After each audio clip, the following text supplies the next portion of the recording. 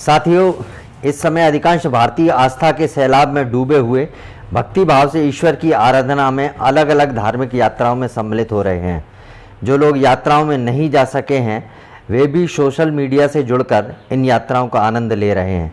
कुल मिलाकर इस समय पूरे देश में भक्ति का माहौल बना हुआ है।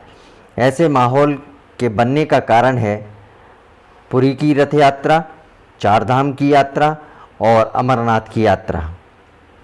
नंबर 1, जगन्नाथपुरी की रथ यात्रा।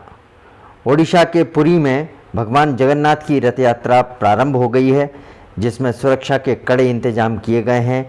बीते वर्षों में कोरोना के चलते भक्तों को रथ यात्रा में जाने की अनुमति नहीं दी गई थी, किंतु इस वर्ष 1 जुलाई से 12 जुलाई तक चलने वाली इस यात्रा में सभी श्रद्धालुओं को सम्मिलित होने की अनुमति दे दी गई है, जिसके चलते लाखों श्रद्धालु पुरी पहुंच रहे हैं और यात्रा में सम्मिलित हो रहे हैं।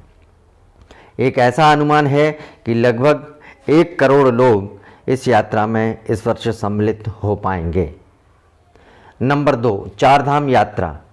कोविड काल के बाद इस साल बगैर प्रतिबंध के चारधाम यात्रा शुरू हुई है और 3 मई को यमुनोत्री व गंगोत्री, 6 मई को केदारनाथ और 8 मई को बद्रीनाथ के कपाट खुले तो शुरुआती दिनों में यात्रियों का सैलाब उमड़ने लगा था, जिसके कारण कई समस्याएं खड़ी हो गई थीं। अब तक लगभग 27 लाख लोग चारधाम की यात्रा कर चुके हैं। बद्रीनाथ धाम में भी श्रद्धालुओं का आंकड़ा 9 लाख पार कर चुका है। अब चूंकि बारिश का सीजन आ जाने से श्रद्धालुओं की संख्या भी अब लगातार कम होती जा रही है। नंबर 3, अमरनाथ यात्रा। भगवान भोलेनाथ के दर्शन के लिए अमरनाथ यात्रा भी गुरुवार से शुरू हो गई है। यात्रा के पहले दिन जम्मू से 5700 श्रद्धालुओं का जत्था अमरनाथ गुफा मंदिर में पवित्र शिवलिंग के दर्शन के लिए रवाना हो चुका है। 43 दिन चलने वाली इस यात्रा का समापन 11 अगस्त रक्षाबंधन के दिन होगा। बालटाल और पहलगाम से कुल 10,700 श्रद्धालु रवाना हो चुके हैं। यात्रा के पड़ाव में पंजाब से लंगर वाले भी पहुंच चुके हैं।